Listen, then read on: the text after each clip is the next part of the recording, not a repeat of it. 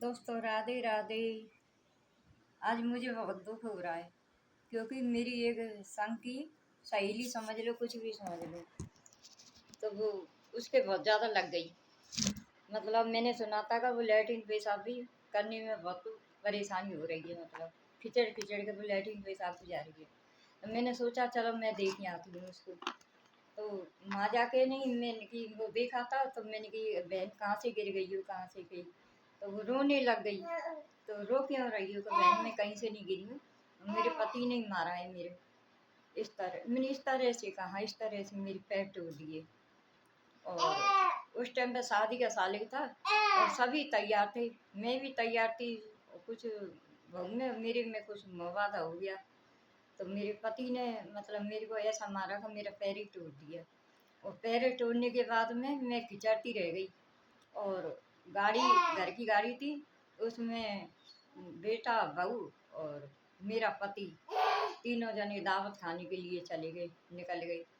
और मैं भूखी प्यासी घर में ही थी, पेशाब के लिए भी परेशान थी और रो रही थी, गर्दा रही थी। दर्द हो रहा था उस टाइम पे, मेरे पैरों में बहुत ज़्यादा दर्द था। तो मैं रो रही थी, गर्दा रही थी। पता है वो औरत कौन?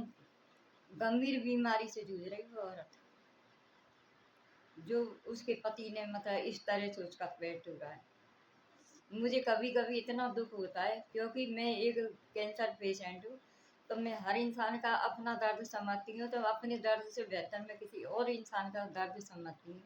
तो इतने राक्षस और इतने वो हो गए। मतलब बहू बेटे को भी ये शर्म नहीं लगी का ससुर ने सास मारी है, तो मतलब मैं दावत खाने जाऊँ या नहीं जाऊँ। बहू ने भी नहीं देखा, उसने बेटा ने भी नहीं देखा और पति ने।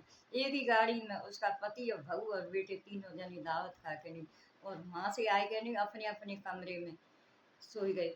और मैं उस टाइम पे भूखी प्यासी और दर्द की वजह से मैं घबरा रही और वो कर रही।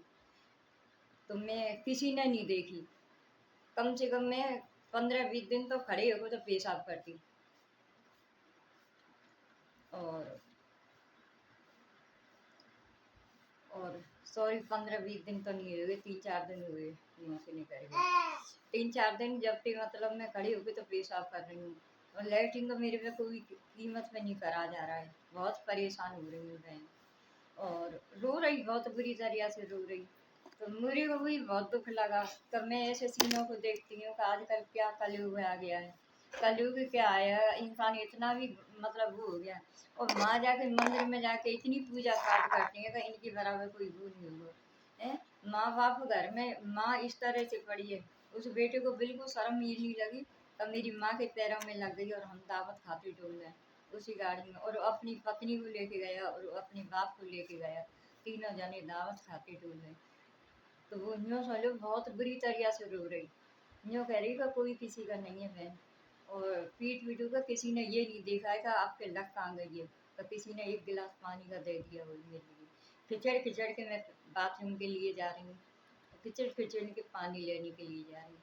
मुझे 3-4 दिन हो गए, 3-4 दिन तो मैंने कुछ नहीं खाया है। और घर में खाना बनना है, खबरा है, पिबरा है, सब कुछ चल रहा है। ऐसा घोर कलयुग आएगा है। मैं उन बच्चों से, चल पति तो राक्षस था उसका, पति तो मतलब कह रही कि मेरे बहू बेटे आ गए, सो उसमें मगन हो गया। वो मेरे को तो कोई मतलब वो ही नहीं कर रहा है। चलो पति तो राक्षस था, पर वो उसका बेटा, उसको दया रहम बिल्कुल नहीं आई। थोड़ी बहुत दया रहम वो नहीं आई। तो मेरी माँ इस तरह से दर्द में गड़गड़ा रही है, वो कर रही है, और हम दावत खाने जा रहे हैं और अपनी पत्नी को लेके। उस माँ पर क्या बीती होगी? आप सभी से कह रही हैं, उस माँ पर क्या बीती होगी? और ऐसे ही लोग पूजा में घंटारी बजाने जाते हैं, वो जाते हैं। ऐसा घोर कलयुग आएगा है। मेरे को आज बहुत दुख लग रहा है क्योंकि मैं जानती हूँ कि दुख क्या चीज़ होता है और वो क्या होता है। आज मेरे पे बीतती है तो मेरे को ऐसा लगता है कि सभी पे इसी तरह से बीतता है। आज मैं बहुत दुखी हूँ इस तरह से। राधे राधे।